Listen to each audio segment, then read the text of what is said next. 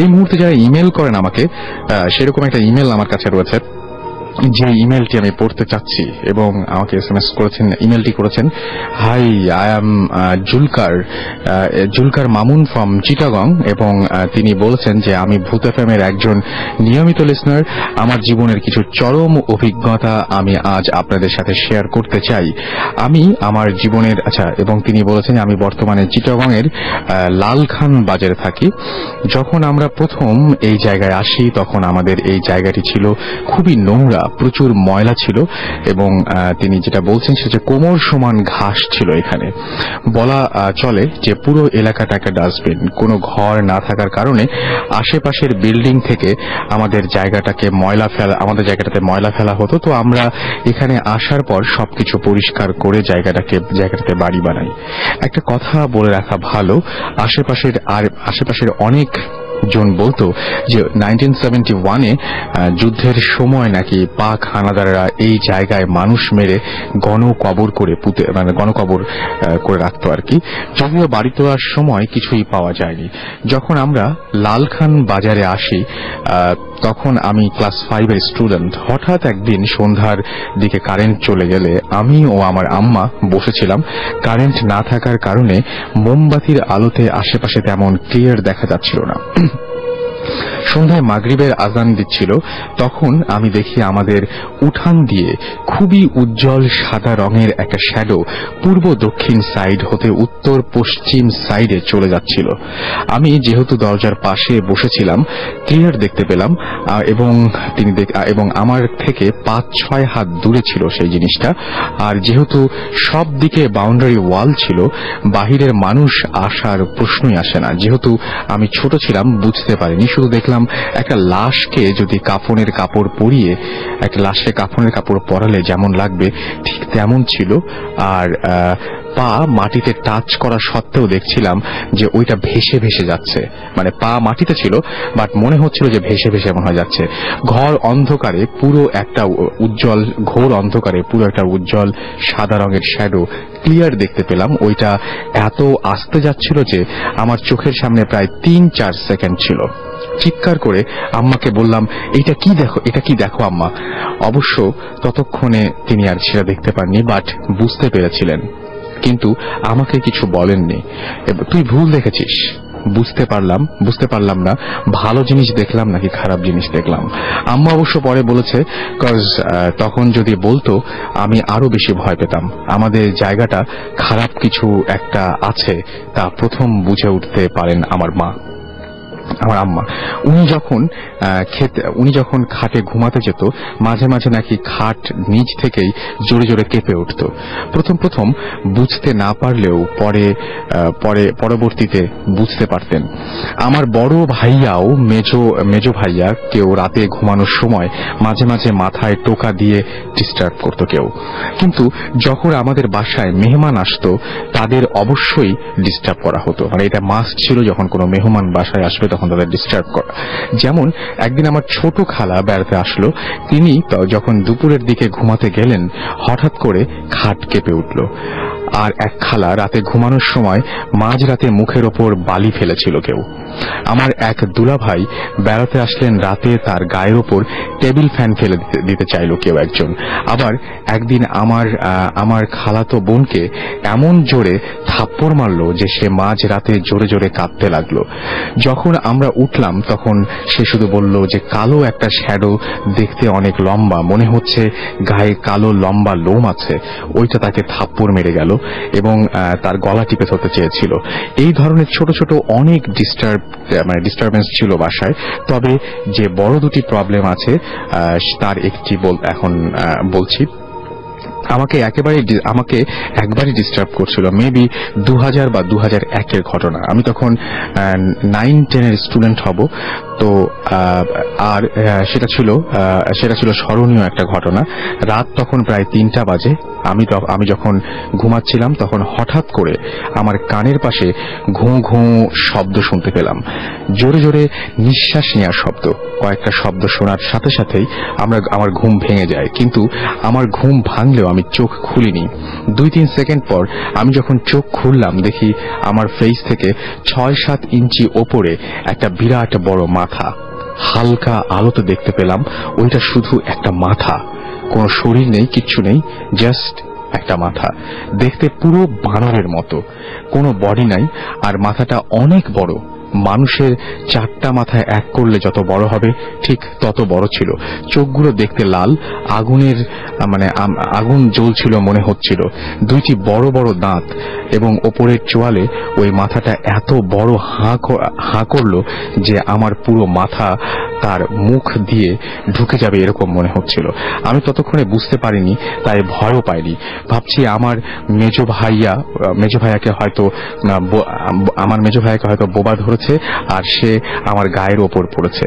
আমার পুরো শরীর আর একটু শক্তি নেই এবং আমি নড়তে পারছিলাম না। এইভাবে 2-3 সেকেন্ড যখন আমি এক দৃষ্টিতে তাকিয়ে রইলাম, দেখলাম ওই মাথাটা আস্তে আস্তে জাস্ট ভ্যানিশ হয়ে গেল এবং তারপর আমি শক্তি ফিরে পেলাম এবং আমি ফিল করলাম যে ওই খারাপ জিনিসটা আমার বাম হাতটাও চেপে ধরেছিল। ওইটা ইনভিজিবল হওয়ার পর আমার পূর্ণ সেন্স ফিরে আসে এবং বাম হাতে ব্যথা অনুভব করি, কিন্তু তখন বুঝিনি। যখনই বাম দিকে ফিরে দেখি যে আমার মেজো ভাইয়া অন্যদিকে ফিরে ঘুমাচ্ছে, তখনই সাথে সাথে আমার পুরো শরীর ঘেমে উঠতে শুরু করলো। বুঝতে বাকি রইল না যে আমার সাথে কি হয়েছে। সাথে সাথে কাঁথা গায়ে শুয়ে রইলাম আর দোয়া পড়ছিলাম। পরে যখন ফজরের আজান দিল তারপর ঘুমিয়ে পড়লাম আর কি, এবং সকালে উঠে সবাইকে ঘটনাটা খুলে পড়লাম। আর নিজ থেকে কেন জানি মনে হলো যে ওই খারাপ জিনিসটা আমাকে ভয় দেখাতে চেষ্টা করেছিল। কিন্তু অতক্ষণ আমি যখন এক দৃষ্টি তাকিয়ে রইলাম, হয়তো আমার চাওয়া দেখে সে হয়তো উল্টো ভয় পেয়েছিল বা এরকম কিছু একটা মনে হয়েছিল তার।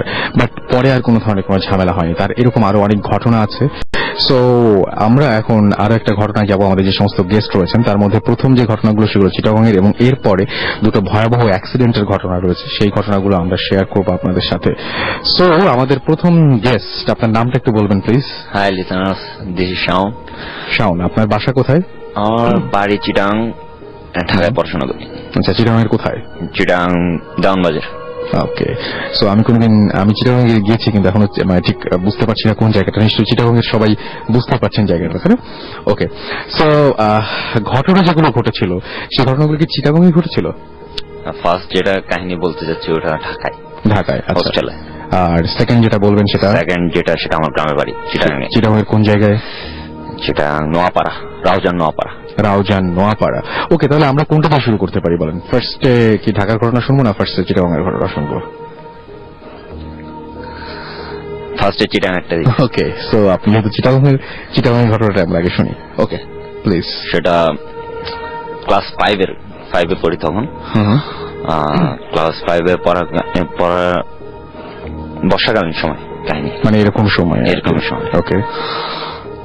তখন আমার মামার বাড়ি থেকে বাবার বাড়ি বেশি হলে 1-1.5 কিলোমিটার দূর।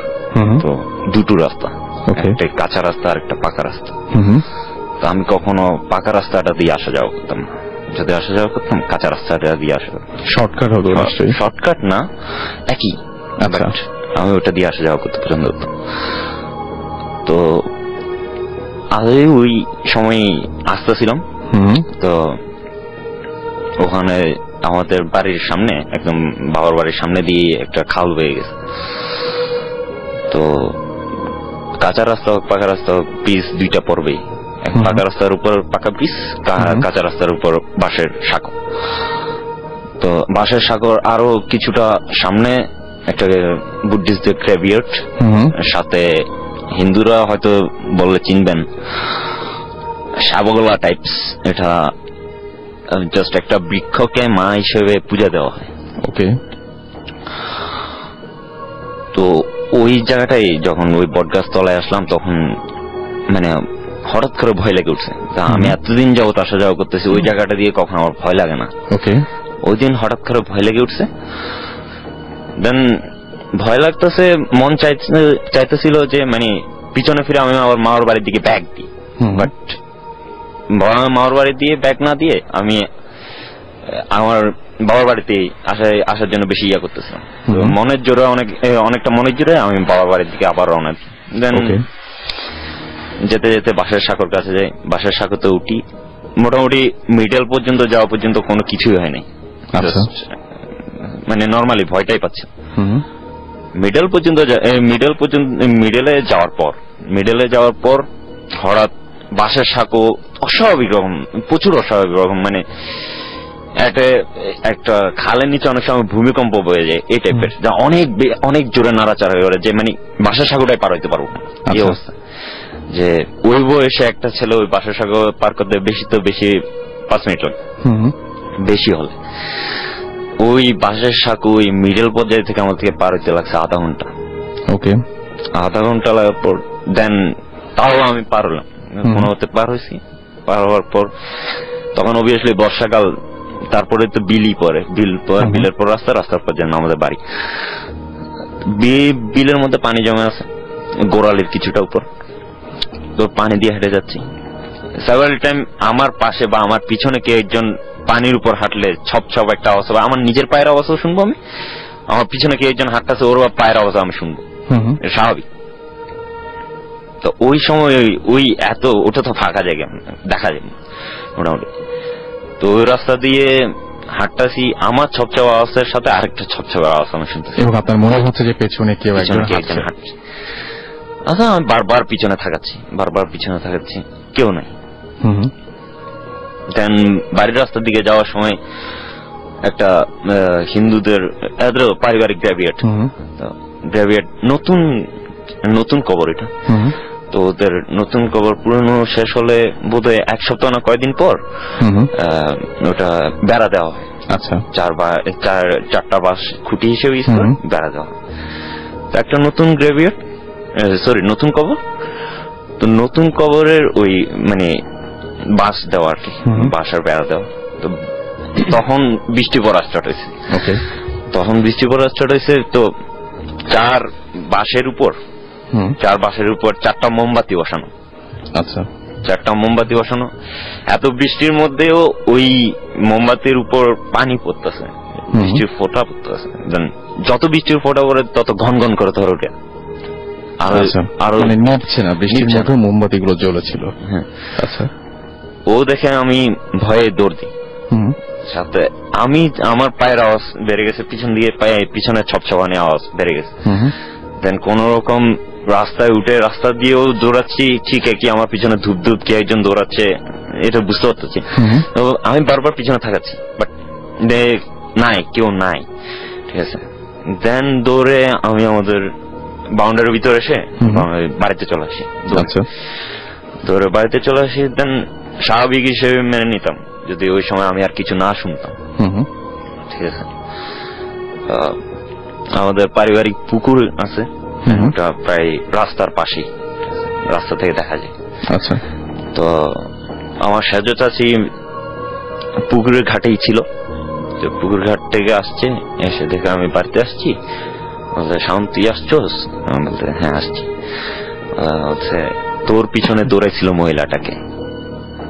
হঠাৎ করে জিজ্ঞেস করলো তোর পিছনে দৌড়াইছিল মহিলাটাকে। তখন আপনার কেমন? এটা আমার মনে তো পুরান ধাক্কা খাওয়ার মতো একটা অবস্থা, যে আমি উনাকে কিছুতেই বলতে পারতেছি না যে মানে আমি অ্যাকচুয়ালি পিছনে কাউকে দেখি নাই, আমি ভয়েই দৌড়াইছিলাম। আপনি ভয়ে দৌড়িয়েছিলেন এবং আপনার তখন মনে হচ্ছিল যে পেছনে কেউ ছপ করে আসছে, প্রথমে যখন হাঁটছিলেন তখন মনে হচ্ছিল যে পেছনে কেউ ছপ শব্দ করে হাঁটছে, কিন্তু আপনি বারবার করে চেক করার জন্য পেছনে তাকিয়েছেন এবং কাউকে দেখতে পাননি। এবং যখন আপনার সেজু চাচি বললেন তখন ব্যাপারটা হলো এরকম যে আসলে পেছনে কেউ একজন ছিল যাকে ঠিক আপনি দেখতে পাননি, একটা মেয়ে যাকে আপনার সেজু চাচি দেখেছেন। তখন কেমন লেগেছে? তখন ওঠা তো মানে ভয়েরই, আর তখন ক্লাস 5-এ। মানে এই ঘটনাটা খুবই অদ্ভুত, মানে এই ধরনের ঘটনা খুব কম শুনেছি আসলে, যে এরকম ধরনের ঘটনা ঘটতে পারে যে পেছনে একজন থাকবে, মানে আপনি দেখেন নাই কিন্তু অন্য কেউ একজন দেখছে। এবং আপনার দ্বিতীয় যে ঘটনা, সেই ঘটনাটা ঘটেছে ঢাকায়, তাই না? ঢাকায় আপনি একটা হোস্টেলে থেকে পড়াশোনা করেন এবং সেইখানে এই ঘটনা ঘটেছে। এটা কতদিন আগের ঘটনা? এটা ডিসেম্বর মাসে 2010। ওকে, সো তখন মানে কি হবে, রাত না দিন? রাত্রি। ওকে, শুনি তাহলে আমার ঘটনাটা। আমরা হোস্টেলে থেকে যারা পড়াশোনা করি, প্রত্যেকটা হোস্টেলেই রাতের বেলা মানে রাতের বেলা পড়াশোনার পর ফ্রি থাকলে ছেলেরা কার্ড খেলে। তো ওই দিনও আরেক ফ্রেন্ডের রুমে কার্ড খেলতে যায় আর কি। তার আগে বলতে আমার হোস্টেলে আমার রুমটা 3 জনের, আমার রুমমেট 2 জন বাড়িতে ছিল, আমি ওই দিন হোস্টেলে একলাই ছিলাম। ওকে। তো কার্ড খেলতে খেলতে 2:30 বেজে গেল। 2:30 বাজার পর আমি রুমে আসছি, রুমে এসে শুতে শুতে 3টা বেজে গেছে। দেন শোয়ার পর আমার রাতের বেলা আমি সাধারণত ঘুমাই না, জাগায় থাকি। তো ওই দিনও রাতের বেলা এসে ঘুমানোর ট্রাই করতেছি, বলতে গেলে চোখ বন্ধ করে আছি। তো যাওয়ার কিছুক্ষণ 10-15 মিনিট পর চোখ বন্ধ করে 10-15 মিনিট পর শুনতেছি আমার রুমে একসাথে অনেকজন মিলে কথা বলে, জাস্ট লাইক একটা সবাই গেলে যারা মানে একসাথে অনেকজন যেরকম করে কথা বলে এই টাইপের। আচ্ছা, মানে অনেক মানুষ। ওকে। ওই আওয়াজ চাপাই আমি আমার মার কণ্ঠ শুনতে পাচ্ছি। আচ্ছা। আমার মা যদি এখন শুনে থাকেন তো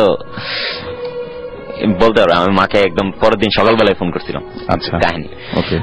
তো যারা মানে সাধারণত বিভিন্ন ঘটনা শুনে মনে করেন যে অনেকে হয়তো মানে কি বলবো যে নিজের মন থেকে বানিয়ে বানিয়ে বলছে, তাদের জন্য বললাম যে হ্যাঁ তার মা ওই ঘটনাটা জানে। তারপর আমরা ঘটনায় চলে যাই প্লিজ। তারপর একসাথে অনেকজন মানুষের গলার আওয়াজ, দেন ওই আওয়াজ চাপাই মার আওয়াজ শুনতেছি যে সাউন্ড ওট ওট। ঠিক আছে, মানে মা ডাকার চেষ্টা করতেছে, আমাকে জাগাবার চেষ্টা করতেছে, বাট আমি চোখ বন্ধ করে আছি কিন্তু সম্পূর্ণ সজাগ। আচ্ছা। 2টা কথা আপনাকে ম্যাপে আমি ইমেলে পাঠিয়েছিলাম। আমার লাইফে কোনো সময় আমি হ্যালুসিনেশনে ভুগিনি, কখনো বোবায় ধরেনি। আচ্ছা, কখনো বোবায় ধরে নাই, এই ধরনের ঘটনা ওইটাই প্রথম, মানে এরকম রাতের বেলায়। আচ্ছা, তারপরে তো হঠাৎ করে মা ডাকার আওয়াজে হবে 5-6 মিনিট পর দেন আমি জাস্ট ফিল করতেছি আমার পা কে একজন খুব জোরে চেপে ধরছে। ওকে। পায়ের একদম নিচের অংশে গোড়ালির কিছুটা উপর, দেন আরেকটু উপর চেপে ধরছে। আমি চোখ আলতো ভাবে খুলছি, পুরোপুরি খুলিনি, ভয় লাগতেছে। আচ্ছা। যখন আমার হাঁটুর উপর হাত দিয়ে চেপে ধরছে তখন আমি সাথে সাথে চোখ খুলে উঠে বসি। উঠে বসার পর দেখি আমার হাঁটু দুইটা সাদা হাতের জাস্ট গোড়ালি থেকে কনুই থেকে 2টা হাত আমাকে চেপে ধরে আছে। আমি উঠে বসার সাথে সাথে হাত 2টা ডিসঅ্যাপিয়ার হয় চোখের সামনে ডিসঅ্যাপিয়ার হয়। ওকে। তো আমি তো মানে ভয় ওঠা, মানে জানি না এই টাইপের কেউ যদি পড়ে থাকে ওই বলতে পারবে যে আসলে ইনসিডেন্টটা কিরকম ছিল, ওই মুহূর্তটা আসলে কি। ওই মুহূর্তটা অনেক ভয়। আপনি যখন ঘুম ভেঙে হঠাৎ করে জেগে উঠে দেখেন যে আপনার গোড়ালি চেপে আছে 2টা হাত, তারপরে সেটা ধীরে ধীরে উপরের দিকে উঠছে, তাহলে যথেষ্ট ভয় লাগারই কথা। এবং এই ঘটনাকে আপনি বাসায় তো পরের দিনই ফোন করে জানিয়েছিলেন। বাসায় একদম। পরে আপনি কারোর সাহায্য নেননি বা কারোর সাথে কথা বলেননি? মানে পরে যদি আর এই সমস্যা আবারও কি ঘুরে আসছিল নাকি আপনি কারোর সাহায্য নিয়েছিলেন? আমি অ্যাকচুয়ালি কারোর সাহায্য নিই, কজ ছোটকাল থেকে আমার সাথে এই টাইপের অনেক কাহিনী হয়ে আসছে। ইভেন আমি 3.5 বছর বয়সে একবার পানিতে পড়ে গেছিলাম। তো আমি লাইফে 12 ইয়ার্স পচেছি। আচ্ছা, 12 বছর। সো এরকম ঘটনা আপনার সাথে অহরহই ঘটে থাকে, বাট এই যে বোবা টোবা বা এরকম ধরনের ঘটনা কোনোদিন কখনো হয় নাই। ওকে, সো একটু কথা বলবো, আপনার নামটা একটু বলবেন? লিসেনার, আমার নাম সাগর চাকমা, আমার নাম। রাঙ্গামাটি থেকে আমার হোম টাউন। আপনি রাঙ্গামাটি কোন জায়গায় থাকেন? রাঙ্গামাটি এটা হসপিটাল রোড। ও, হসপিটাল রোডে থাকেন।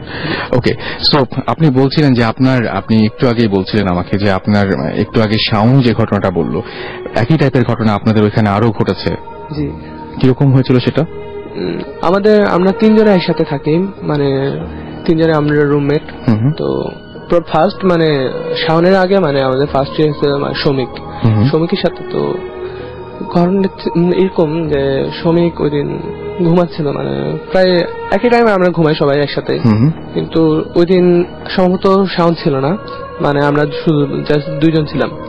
তো ওই দিন শ্রমিক মানে ঘুমাচ্ছে, ঘুমের ঘরে স্বপ্ন দেখতেছে যে একটা লম্বা একটা মানুষ, মানে লোমটম সহ, মানে অনেক লম্বা, মানে প্রায় দেয়ালের কাছাকাছি এরকম। তো সে মানে একটা কাঁচি টাইপের একটা নিয়ে ওর পায়ের দিকে কাটতেছে, মানে প্রায় মানে ঘা করার জন্য মানে ডাক দিতেছে, কিন্তু ও জাস্ট কিন্তু ফিল করতে পারতেছে না, মানে ও ঘুমের ঘরে মানে জাস্ট এটা ইয়ে করতেছে। তো পরের দিকে সকালবেলা যখন ও ঘুমের থেকে উঠছে, তো সে দেখে যে মানে তার পায়ের ওখানে মানে দাগের চিহ্ন ঠিকই রয়ে গেছে, এবং একদম মানে সকালবেলায় উঠেও দাগ দেখতে পেয়েছিল এবং আপনারা দেখতে পেয়েছিলেন সেটা, যেটা সে রাত্রেবেলায় একা এক্সপেরিয়েন্স করেছে সেটা সকালবেলাতেও ছিল। জি, তারপর সকালবেলা আমাদের সে বললো। আর এরপরে শাওনের সাথে যেভাবে এটা হয় মানে সেম আমার সাথে মানে এই ধরনের আমি শ্যাডোটা আমি দেখছি। আচ্ছা, সেম জিনিস আপনার সাথেও হয়েছে। আর এমনিতে রাঙামাটিতে কোনো ঘটনা ঘটে না? রাঙামাটিতে তো মনে হয় অহরহ ঘটনা ঘটে। হ্যাঁ, রাঙামাটিতে এই ধরনের অহরহ ঘটে। সেম হলো আমার কাজিনের ওর মানে একটা ওর কি বলবো মানে ভাগ্নে মানে ছোট কালে মানে একটা অসুখে মারা যায়। তো মারা যাওয়ার পরে আমার কাজিনের সাথে মানে খুব আদর করতো, ওই বাচ্চাটাকে খুব আদর করা হতো, ফ্যামিলির মধ্যে ও খুব আদরের ছিল। তো হঠাৎ মানে এভাবে চলে যাওয়াটা মানে কেউ মেনে নিতে পারে না, সবার মনেই ছিল। আর আমাদের মানে বৌদ্ধ ধর্মে আছে যে আমাদের 7 দিন পরে মানে পরে তারপর কি বলে মানে এটাকে বলা হয়, আমরা বলে মানে এটা 7 দিন অন্ত্যেষ্টিক্রিয়া এই ধরনের যাতে। তো মানে ধর্মীয় অনুষ্ঠান করা হয় মানে ওই দিনে মানে কিন্তু এই 7 দিনের মধ্যে মানে ওর সাথে যা ঘটছে মানে তা মানে করতেছে যে বাচ্চাটা মানে ওর সাথে ওর পাশে গিয়ে শুয়ে পড়তো, মানে দেখতে পেত আর কি। সে দেখতে পেত, উনি দেখতে পেতেন নাকি আরো অনেকে দেখতে পেত? পুরো ফ্যামিলির মধ্যে সবাই দেখতে পেত, মানে ওরা সবার সাথে মানে করতো বাচ্চাটা, যে তারপর বাড়ির পাশে এসে মানে কান্নাকাটি করতো, যে এই সেই মানে বিভিন্ন ধরনের ভাবে বলতো যে হ্যাঁ তুমি আমাকে তাড়াতাড়ি করো, নাহলে তোমাদের করতে দেবো না, মানে তাড়াতাড়ি আমাকে করো, উদ্ধার করো, আমি আবার ফ্যামিলিতে আসতে চাই এই ধরনের। তারপর স্বপ্নেও মানে এই ধরনের করতেছে, মানে স্বপ্নের মধ্যেও মানে এই ধরনের দেখাইতো। তো তখন মানে থালা বাসন নাড়ানাড়ি করতো করতো। আর আমার মামা মানে কাজিন মামা সবাই এটা ফিল করছে, এবং এটা মানে ওই বাড়ির সবাই একসাথে এক্সপেরিয়েন্স করছে। আচ্ছা, এমনি আপনি ব্ল্যাক ম্যাজিকের কথা বলছিলেন রাঙামাটি অঞ্চলে, তো ব্ল্যাক ম্যাজিকে আপনি একটা কথা বলছেন বৈদ্য, তো বৈদ্যদের কি ধরনের ক্ষমতা থাকে বা এরকম আপনি বলছেন আপনার বাবা একবার এক্সপেরিয়েন্স করেছিলেন, ঘটনাটা একটু বলবেন? যদিও মানে ঠিক অতটা ভয়ের না, কিন্তু আসলে যে মানে এরকম প্যারানর্মাল কোনো ঘটনা ঘটে এবং কেউ যে কিছু বিশেষ শক্তি রাখে, এই ব্যাপারগুলো সেই মানে অনেকেই হয়তো জানতে আগ্রহী হবেন, তো বৈদ্য ব্যাপারটা কি একটু বলবেন? হ্যাঁ, আমার বাবা মানে বয়সে মানে তোর বয়সে মানে এই ধরনের বিশ্বাসই করতেন না।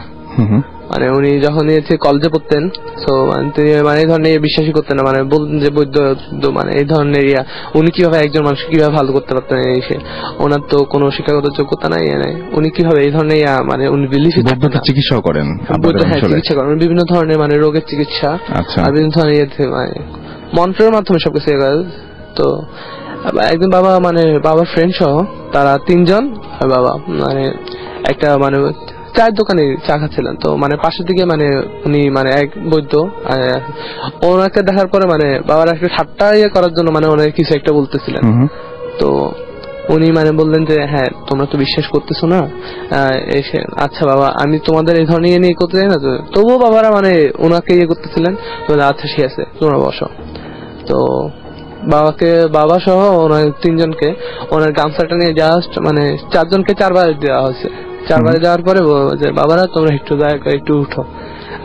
যখন করতে গেছে তখন ওনারা উঠতে পারে নাই, মানে বেঞ্চটা ওনাদের সাথে শরীরের সাথে করেছিল, বেঞ্চ থেকে কোনোভাবে উঠতে পারছিলেন না ওনারা, কোনোভাবেই না। তো ওনারা যখন মানে অনেক করার পর উঠতে পারতেছেন, মাফ টাফ চাওয়ার পরে তারপর উনি 4 জনকে 4 পানি খাওয়াই দিছিলেন। পানি খাওয়ানোর পর তারপর বাবারা ওইখান থেকে উঠতে পারছিল। এবং আপনি একবার বলছিলেন যে একটা বোতল কারো পেছনে পেছনে গড়িয়ে আসে, এরকম একটা ঘটনা আপনি বলছিলেন, যে কি ঘটনা ছিল জানো ওটা ছিল আমার মামার মানে ফার্স্ট যিনি মানে আমার ফার্স্ট উনি মামা মারা গেছিল আমার। মানে উনি মানে ওই গ্রামের সাইড যেহেতু মানে তখন আমার জায়গাটার নাম বলতে পারবেন? বন্দুক ভাঙা বলা হয়। আচ্ছা, বন্দুক ভাঙা বলা হয়, মানে আমাদের গ্রামের বাড়ি ওই রাঙামাটি সাইডে। তো ওখানে আমার মানে ছোটকালে খুব ছিলেন, একটু চঞ্চল ছিলেন। আর আমার দাদার শখ ছিল যে মানে একটা ছেলে হবে ইয়ে হবে, কিন্তু ওই উল্টাটা হয়ে গেছে। 7 বোন 1 ভাই, উল্টা। তো হুট করে মানে এখন মামা ফার্স্ট যেহেতু হয়েছেন, অনেক খুশি ছিলেন সবাই, মানে অনেকে। তো আমার মামা যখন মানে ছোট, মানে খেলাধুলা করতে গেছে সকাল দিকে, খেলাধুলা করে এখন মানে দুপুরে দিয়ে খেয়ে দিয়ে আবার খেলতে গেছে, বিকাল দিকে এখন আসছে। তো এখন এই আসছে যে গ্রামে একটা প্রচলিত আছে যে মানে ওইখান দিয়ে মানে গ্রামের মধ্যে একটা শব্দ শোনা যেত, মানে সর করে একটা মানে শব্দ, মানে বোঝা যেত যে মানে কিছু একটা যাইতেছে, মানে কেউ যাইতেছে। তো বলতো যে মানে ওইটা একটা অশুভ আত্মা এই ধরনের কিছু, যে বিকালবেলা ওই রাস্তা দিয়ে হাঁটা চলা করা নিয়ম নাই, ভালো না।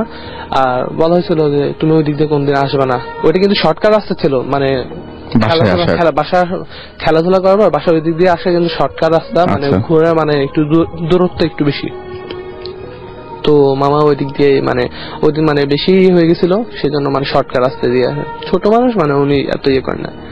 তো উনি আসতেছিলেন, তো আসার সময় উনি উপলব্ধি করলেন যে মানে পিছন দিক দিয়ে বোতল একটা কাঁচের শিশি ওনার পিছন দিয়ে আসতেছে, আর ওই সরল শব্দ মানে গড়ানোর শব্দ আর সরল শব্দ মানে একটা অন্য টাইপের, আর পিছন দিয়ে মনে হতেছিল কেউ একজন ওনার পিছনে আসতেছে।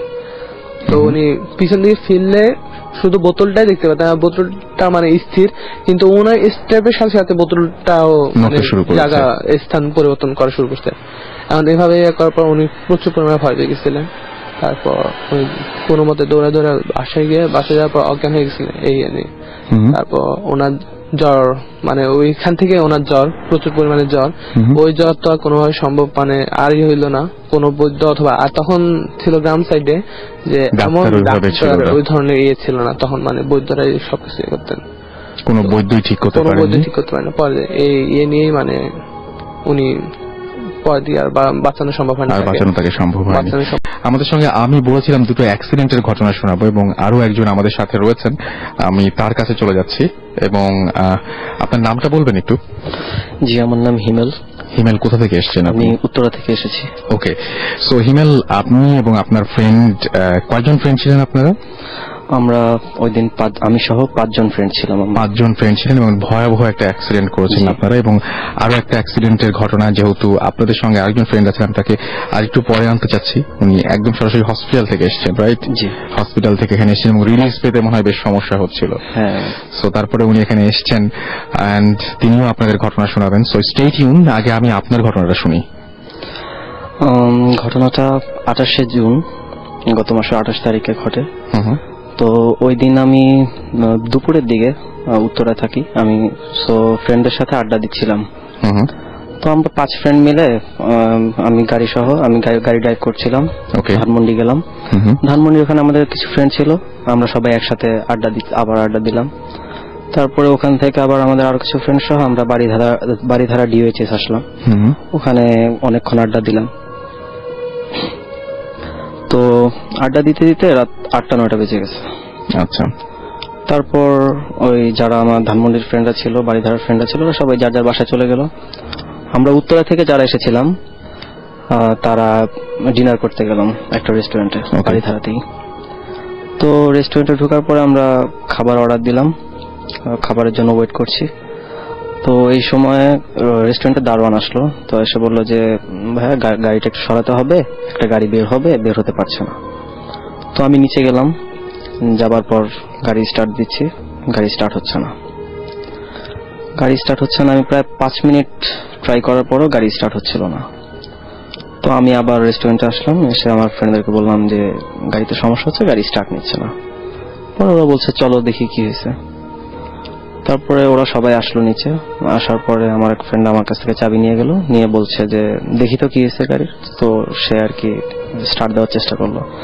তো ফার্স্ট সে অ্যাটেম্প নিল, গাড়ি স্টার্ট হয়নি।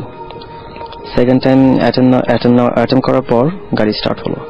তো ওই যে গাড়িটা ঠিক আছে। আমি বললাম যে আমি তো অনেকক্ষণ ট্রাই করছি, গাড়িটা স্টার্ট হচ্ছিল না। ওকে। তো আমি গাড়িটা পরে প্লেস করলাম, আর একটা গাড়ি বের হলো। আবার আমি গাড়িটা পার্কিং প্লেসে রাখলাম। রাখার পরে আমরা সবাই আবার গেলাম ডিনার করতে। তো ডিনার শেষ করার পরে তখন রাত 11টার মতো বাজে। তো সবাই আমরা আবার নামলাম একসাথে। নামার পর আবার সবাই গাড়িতে উঠলো। তারপরে স্টার্ট দিচ্ছি, গাড়ি স্টার্ট নিচ্ছে না। অনেকক্ষণ ট্রাই করছি, গাড়ি স্টার্ট নিচ্ছে না। তারপর আবার আমার ওই ফ্রেন্ড বললো কি ব্যাপার, তো কি হয়েছে? বলি আমি তো গাড়ি স্টার্ট দিচ্ছি বাট স্টার্ট হচ্ছে না। আপনি কত বছর ধরে গাড়ি চালান? আমি প্রায় 4-5 বছর ধরে গাড়ি চালাই। ওকে। তো পরে বলছে দেখি কি হয়েছে। সে আবার কিটা নিল আমার কাছ থেকে, কি নেওয়ার পরে সে ট্রাই করলো। তো সেও 2বার ট্রাই করছে, স্টার্ট নেয়নি গাড়ি। 3rd টাইম গাড়ি স্টার্ট নিছে। আচ্ছা। তো বলে এই যে গাড়ি তো ঠিক আছে। বললাম আমি তো তোর সামনেই ট্রাই করলাম বাট গাড়িতে স্টার্ট হলো না, তুই তো দেখলি। পরে বললো আচ্ছা ঠিক আছে, যা হয়েছে হয়েছে, নিয়ে গাড়ি চালা। তারপর আমরা 5 জন ফ্রেন্ড সবাই গাড়িতে। তো আমি গাড়ি ড্রাইভ করছি, বাড়িধারা থেকে উত্তরা যাব আমাদের সবার বাসায়। তো যাচ্ছি, গাড়ি নর্মাল অ্যাজ ইউজুয়াল স্পিডে যাচ্ছে। গাড়িতে পিছে যে 3 জন ফ্রেন্ড ছিল ওরা গল্প করছে, আমি গাড়ি চালাচ্ছি, আমার পাশে এক ফ্রেন্ড বসে আছে। তারপরে গাড়ি যাচ্ছে। তো খিলক্ষেত ওভারব্রিজটা পার হওয়ার পরে, খিলক্ষেত যে জায়গাটা উত্তরা হাইওয়েতে, তো ওভারব্রিজটা পার হওয়ার পর দেখলাম যে গাড়ির রাস্তায় অত গাড়ির প্রেসার নেই অন্যান্য দিনের মতো, রাস্তাটা মোটামুটি ফাঁকা, অল্প কিছু গাড়ি। ওকে। তো তারপর যেটা হলো, একটা পাজেরো টাইপের একটা গাড়ি ছিল। তো আমি সেই গাড়িটাকে ওভারটেক করে যখন সামনে গেলাম, দেখলাম যে ওখান থেকে ভিআইপি টার্মিনাল যেটা আছে, মানে কাওলা ওভারব্রিজটা, ওইটার ওখানে ভয়াবহ ঘটনা রেগুলার ঘটে গাড়ি নিয়ে। হ্যাঁ, তো ওখানে অনেকখানি রাস্তা প্রায় ফাঁকা, বাট ওভারব্রিজের পরে গাড়ি দেখা যাচ্ছে 2-1টা গাড়ি আছে অনেক দূরে, প্রায় 1 কিলোমিটার রাস্তার মতো ফাঁকা। তো আমি গাড়ির মাঝখানে, মানে রাস্তার মাঝখানে লেন দিয়ে যাচ্ছিলাম। তো পিছনে ফ্রেন্ডরা গল্প করছে, আমার পাশে ফ্রেন্ড বসে আছে, আমি গাড়ি চালাচ্ছি আস্তে আস্তে। তো গাড়ি তখন অ্যারাউন্ড 80-100 স্পিডের মধ্যে ছিল। তো আমি গাড়ি চালাচ্ছি, হঠাৎ দেখি আমার গাড়ির সামনে দিয়ে একটি মানে ব্ল্যাক কালারের ফায়ার বলের মতো, যদি আপনারা বলেন, যে আমার সামনে দিয়ে জাস্ট ওটা গেল আর আসলো। এটা কি আপনি একা দেখেছেন না আপনার ফ্রেন্ডও দেখেছে? একটু বলেন। আমার পাশে আমার ফ্রেন্ড ছিল, সে একটু পরে তার সাথে কথা বলবো, একটু পরে তার সাথে কথা বলবো, এবং সে দেখেছে সেটা আমরা তার কাছ থেকে শুনে নেবো। এখন আপনি আপাতত বলেন। হ্যাঁ, তো আমি যখন জিনিসটা দেখলাম, আমি তখন অতটা গুরুত্ব দিইনি, যে হয়তো বা রাতের বেলা অন্ধকারে হয়তো ভুল দেখেছি, আমি চোখে ভুল দেখেছি। বাট দেখার সাথে সাথে আমার ফ্রেন্ডটা আমার সাইডে বসেছিল, তো সে আমার হাত ধরলো। আমি তার মুখের দিকে তাকালাম, তার এক্সপ্রেশন ওয়াজ লাইক দ্যাট, যে হোয়াট ইজ দিস, মানে ও দেখছে জিনিসটা, আমিও দেখছি। তারপরে আমার একটু মানে নার্ভাস হয়ে গেলাম, তো আমি আস্তে গাড়িটা স্লো করার চিন্তা ভাবনা করলাম। পরে গাড়ি যাচ্ছে, একটু কমলো স্পিড, বাট হঠাৎ করে দেখছি আমি গাড়িটা মাঝখানে লেন থেকে ডান দিকে চলে যাচ্ছে। আচ্ছা। তো আমি স্টিয়ারিংটা আমার সোজা আছে, বাট গাড়িটা ডান দিকে আস্তে আস্তে সরে যাচ্ছে। আমি যত ট্রাই করতেছি গাড়িটা আস্তে আস্তে ডান দিকে চলে যাচ্ছে। এই জাস্ট ওই কালো জিনিসটা দেখার পরে? হ্যাঁ। তো তারপর হঠাৎ করে গাড়িটা ওই যেতে যেতে মানে রোডের যে মানে রোড ডিভাইডার আছে, ওখানে গাড়িটার লুকিং গ্লাসের সাইডটা একটু টোকা লাগে। তারপর লুকিং গ্লাসটা খুলে যায় আর কি, ঝুলে থাকে আর কি। তারপরে গাড়িটা সোজা হয়ে গেছে আর কি, মানে জানা যাচ্ছিল। এরপরে কিন্তু গাড়িটা আন্ডার কন্ট্রোল চলে এসেছে, তেমন কিছু হয়নি। তো সোজা হয়ে গেছে, গাড়ি যাচ্ছে। তো আমি ব্রেকে তখন দিতেছি যে গাড়িটা থামাবো, ব্রেক দিয়ে থামাই জিনিসটা আমরা দেখি বেশি ক্ষতি হয়েছে নাকি। সার্টেন টাইমে হঠাৎ আবার ডান দিক থেকে একটা শব্দ হলো, মনে হলো যে ডান দিক থেকে কিছু একটা মানে হিট করছে।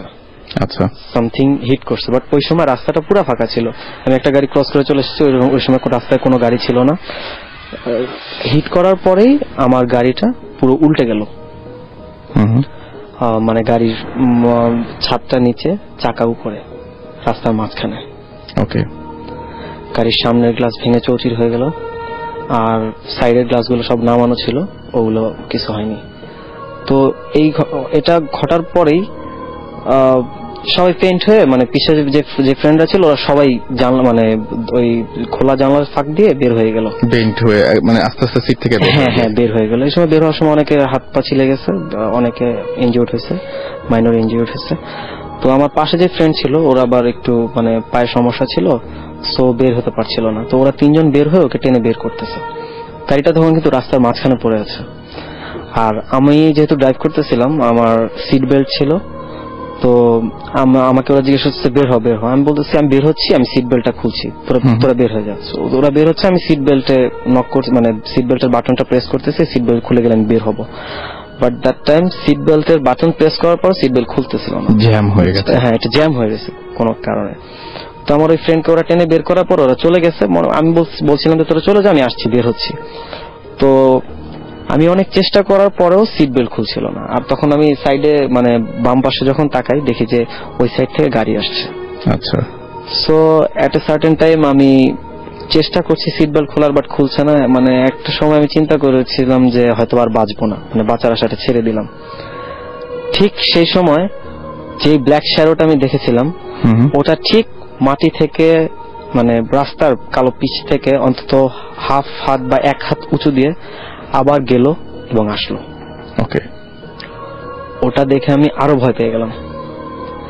এরপরে মানে যতই আমি চেষ্টা করছিলাম বের হওয়ার জন্য, পারছিলাম না।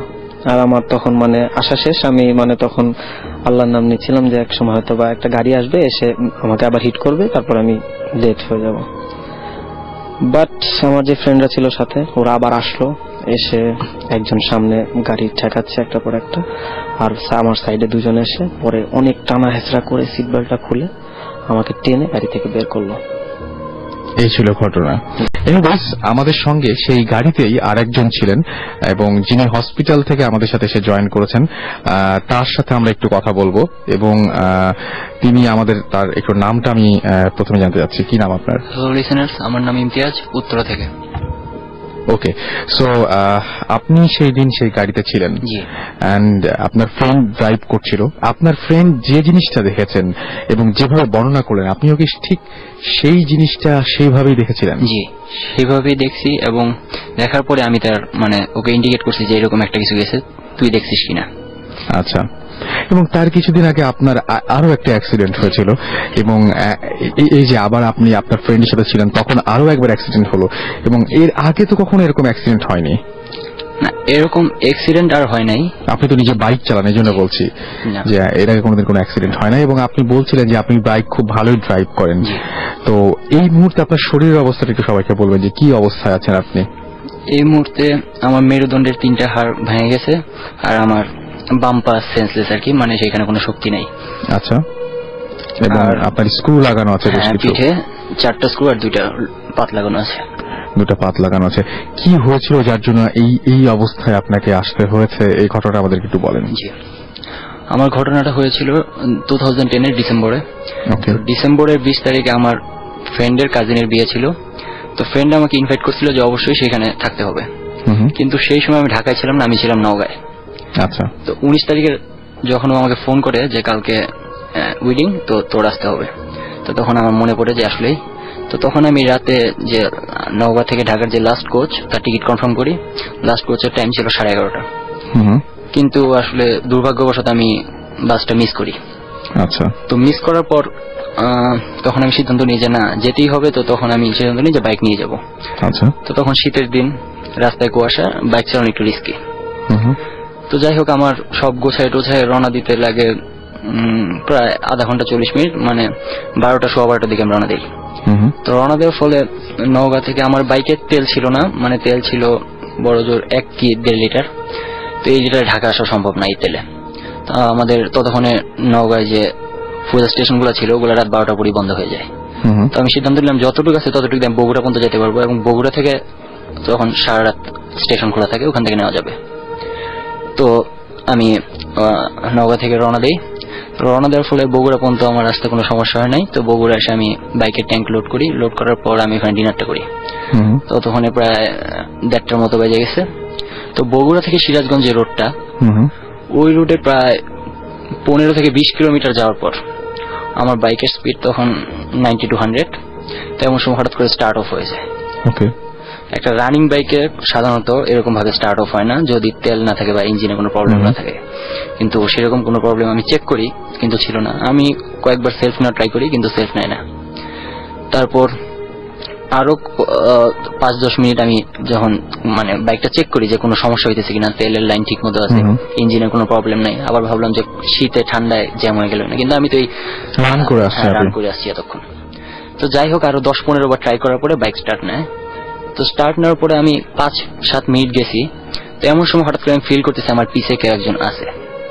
ফিলটা হচ্ছে কারণ আমি বাইক 5 নম্বর গিয়ার ছিল, আমি যখন 6 নম্বর গিয়ারে শিফট করি তখন একটা ধাক্কা, মানে বাইকে গিয়ার চেঞ্জ করলে একটা ধাক্কা লাগে। তো ধাক্কা লাগার পরে আমি ফিল করি যে আমার পিছে কেউ একজন আছে, কারণ তার আমার শরীরের সাথে তার শরীরের স্পর্শ লাগছে। তো এরকম করে আমি আর একটু শিওর হওয়ার জন্য আমি ইচ্ছা করে কয়েকবার ব্রেক করি। তো ব্রেক করার পরে আমি বুঝতেছি হ্যাঁ ধাক্কা লাগছে, মানে পিছনে জাস্ট বসে থাকলে কেউ যদি মানে ব্যালেন্সটা ঠিক না রাখতে পারে পিঠের উপরে এসে পড়ে, সেরকম একটা ফিল আপনি পাচ্ছিলেন। তো ধাক্কা লাগতেছে, এরকম সময় আমি একটু মানে নার্ভাস ফিল করি আর ভয় পাই, সোজা কথায় ভয় পাই।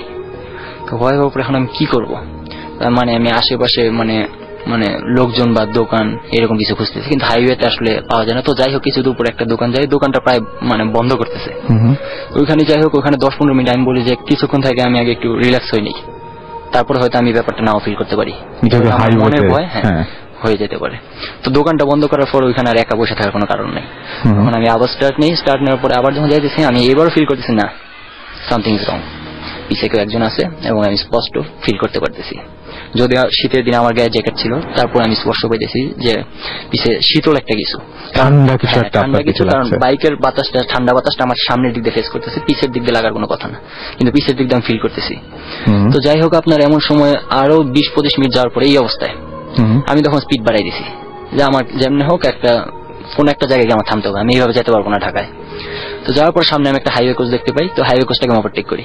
তো ওভারটেক করে আমার একটা স্পিডে রাখি যাতে হাইওয়ে কোচের হেডলাইটটা আমার ব্যাকে থাকে, মানে কোনো কিছু যাতে হইলেও যাতে তারা দেখে, আর হাইওয়ে কোচটা যাতে আমাকে ওভারটেক না করতে পারে, এরকম একটা স্পিড রেখে যাওয়ার পর তো কিছুক্ষণ পরে প্রায় আরো কিছুক্ষণ যাওয়ার পর হাইওয়ে কোচটা রেস্টুরেন্টে ঢুকে যায়, হাইওয়ে ভিলা।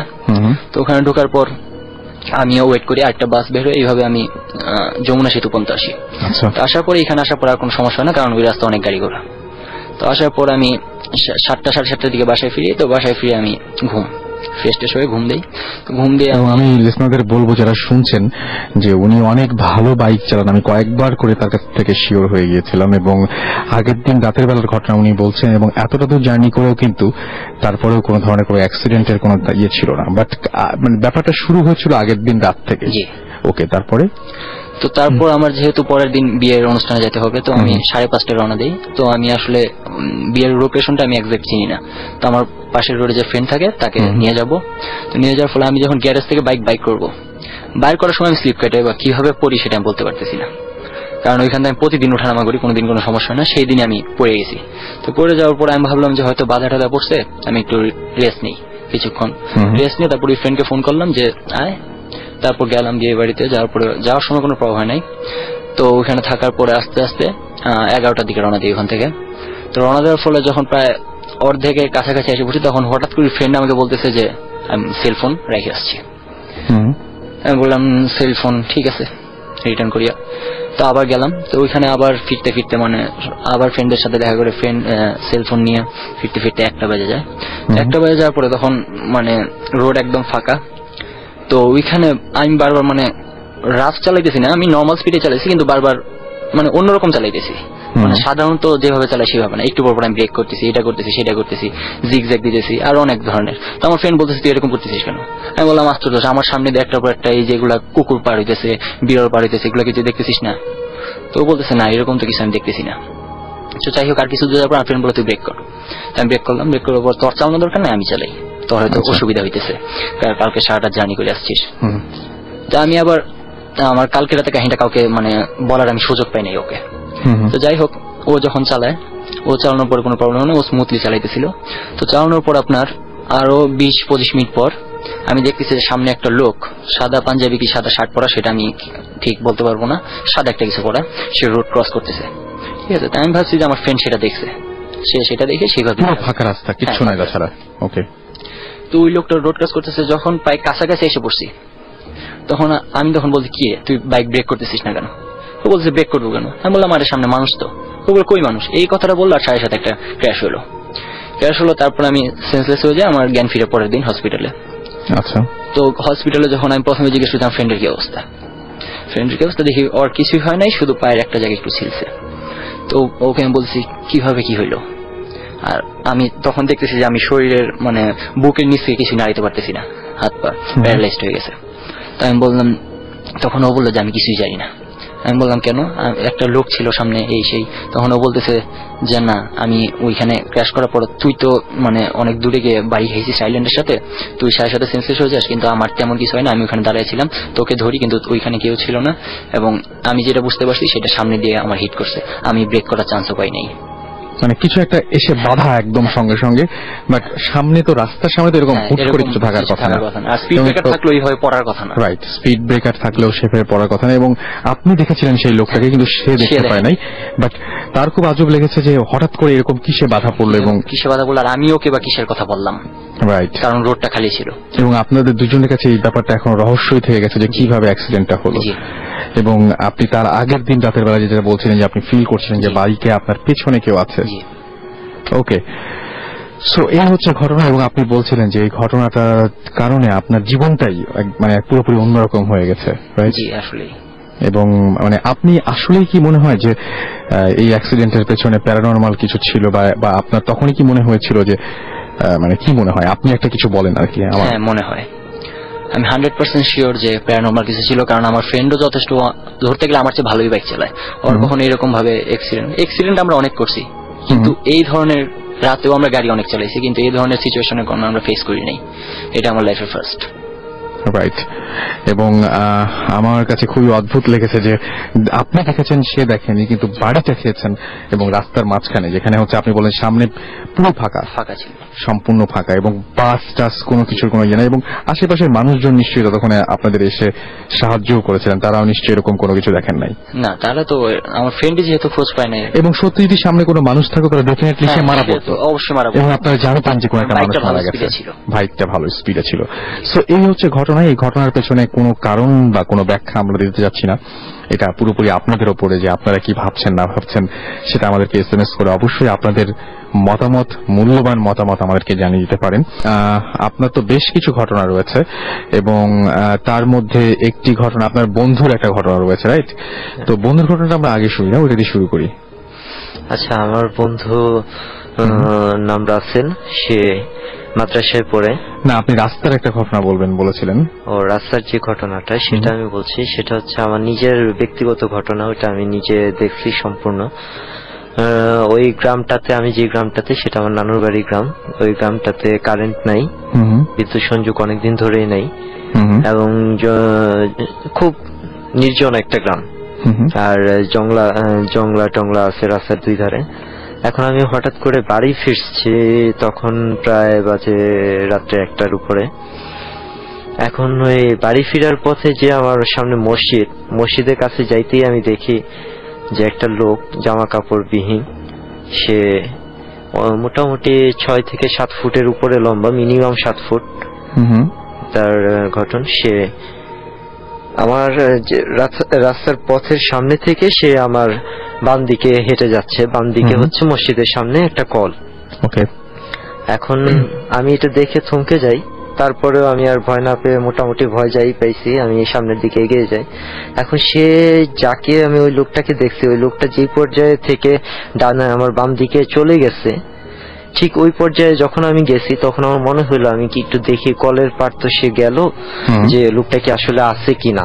কিন্তু তখন আমি গিয়ে দেখলাম যে ওই ঘাটটা ঘুরাইতেই আমি কলটা দেখতে পাইছি, কিন্তু ওই জায়গায় কোনো লোকজন আর আমি দেখি নাই।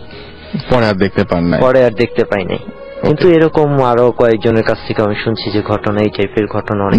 ওইখানে এটা কোন জায়গার ঘটনা বলবেন?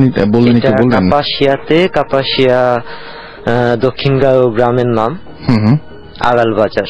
ওকে, সম্মানীয় ইউনিয়ন। সো এখানে আপনি রাস্তার একটা ঘটনা বলছেন, রোডের একটা লাশ নিয়ে যাওয়ার ঘটনা, এটা আপনার কোন একটা ফ্রেন্ডের? এটা একটু বলবেন। এটা আমার ফ্রেন্ড বলতে আমার পাড়া প্রতিবেশী, সে প্রফেশনালি ড্রাইভিং করে। আচ্ছা, এখন সে যেটা বললো, এলাকায় একটা সুইসাইড হয় মিরপুরে। সুইসাইডে যে ভিকটিম ছিল কে, ওইটা আমি সঠিক জানতে পারি না, তবে যে মারা যায় সে মহিলা ছিল।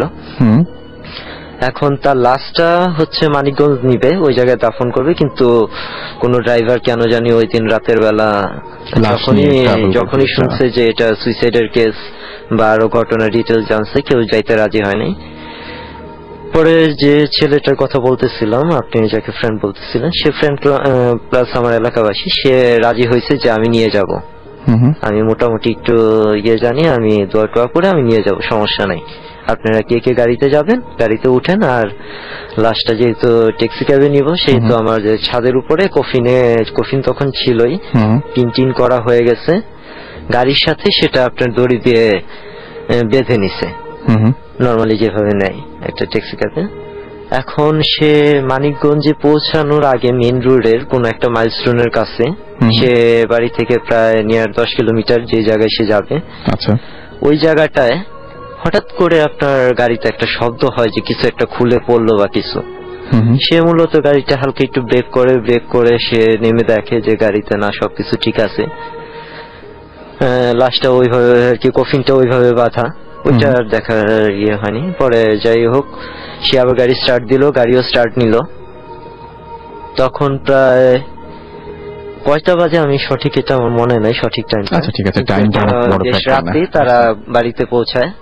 এখন পৌঁছানোর পরে নরমালি যে সবাই গাড়ি থেকে নামে, কফিনটা নামাইতে যায়, কিন্তু কফিনটা নামানোর সময় তারা দেখে যে কফিনটা হালকা হয়ে গেছে, কিন্তু ঘরটা চারদিকে সবকিছু লাগানো আছে, এমনকি ইভেন দড়ি দিয়ে যে বাঁধা ছিল ওইটাও সেম কন্ডিশনে আছে। তারপরে নামার পরে এক পর্যায়ে সে বলল যে কেন হালকা লাগতেছে, কেন এটা খুলি। এখন খোলার পরে দেখে লাশ আর নাই। আচ্ছা, এখন লাশ নাই, সে তখনই বলল যে কাছে কিনারে কে হুজুর বা ওইরকম হাফেজ সাহেব বা কেউ আছে কিনা, আমি একটু যে জায়গায় আমার গাড়িটা একবার আমি শব্দ পাইছি যে কোন একটা শব্দ হয়েছে গাড়িতে, আমি ওই জায়গাটা একটু যাব। আচ্ছা, এখন হাইটে গেলে বেশিক্ষণ লাগবে না, যেহেতু 10 কিলোমিটার রাস্তা, হয়তো বা 1 ঘন্টা লাগতে পারে, কিন্তু আর বেশি লাগবে না, যেহেতু এত বড় একটা ঘটনা। গ্রামের মানুষও যাইতে রাজি হয়েছে, 10-12 জন মানুষ বা 5-6 জন মানুষ নিয়ে তারা যায়। যাওয়ার পরে যেটা দেখে যে লাইট ধরার পরে ওই যেই জায়গাটাতে তারা গাড়িটা ব্রেক করছিল, শব্দ হয়েছিল, তার পাশে একটা মাইলস্টোন, ওই জায়গায় কিলোমিটার ইয়েটা লেখা, ওই জায়গায় লাশটা বসে আছে। দূরের থেকে যখন লাইটটা পড়ছে যে কিছু একটা বসে আছে, কাছে যেয়ে দেখে যে লাশটা সবই ঠিক আছে, একটা পাও নাই। আচ্ছা, একটা পা নাই এবং লাশটা বসে আছে।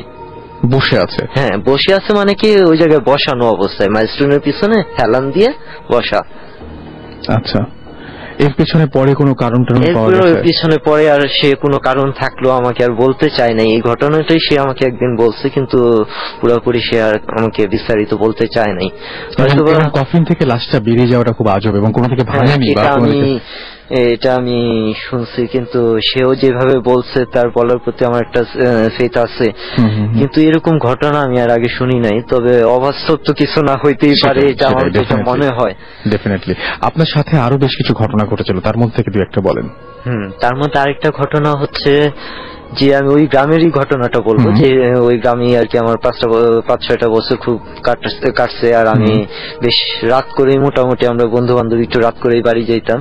আচ্ছা, যেহেতু বাজার থেকে একবারে হয়তো বিকালের দিকে বাজারে যেতাম, একবার রাতে বাড়ি ফিরতাম।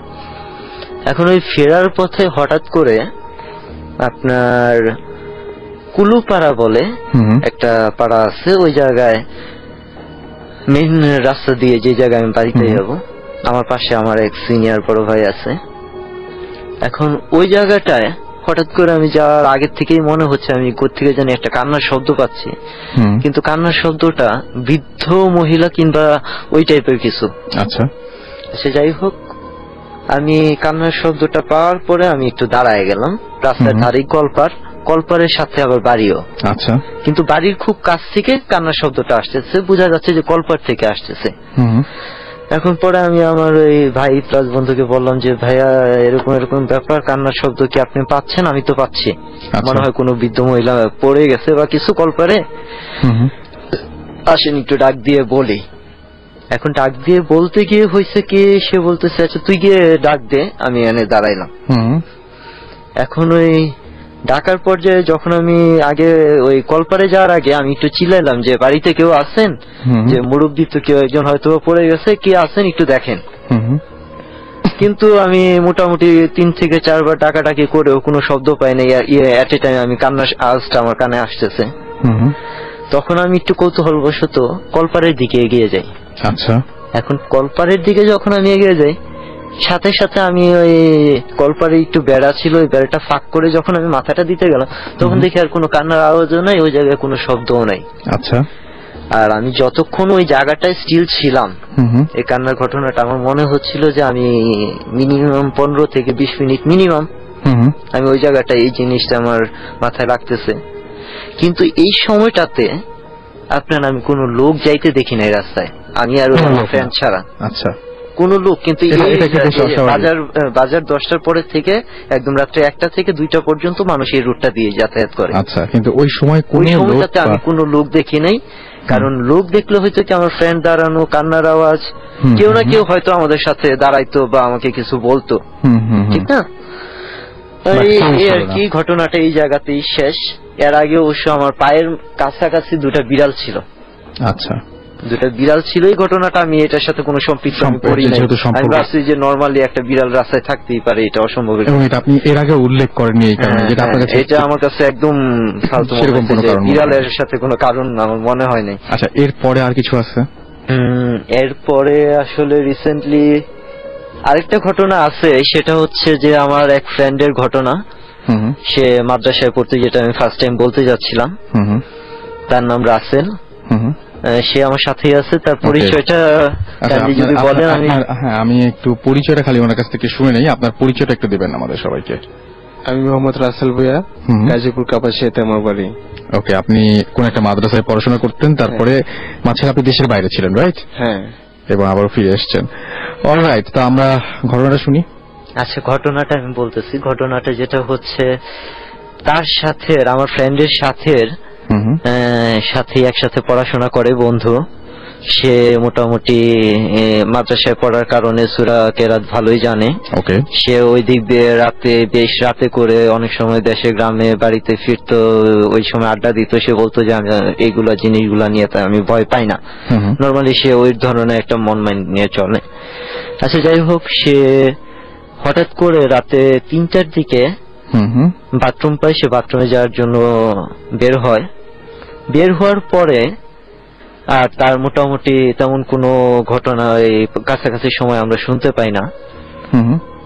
যখন আমরা 4টার দিকে, আমার ফ্রেন্ডটা যখন সে 4:30 বা 4:45টার দিকে ফজরের আজানের আগে আগে সেও বাথরুমে যাইতে নেয়।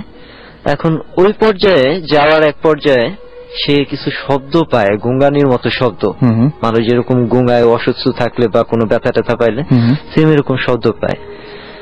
স্বভাবত সে শব্দ পাওয়ার পরে একটু আগাইতে যায়। আগাইতে যাইতে গেলে দেখা যায় যে একটা ওয়াল আছে ওই জায়গায়, বাউন্ডারির ওই পাশে শব্দটা ক্লিয়ার বোঝা যাচ্ছে। সে তখন একটু ফর্সাও হইছে, প্লাস শব্দটাও একটু বাড়তেছে। এখন পিছনে আবার কিন্তু নর্দমা, নোংরা।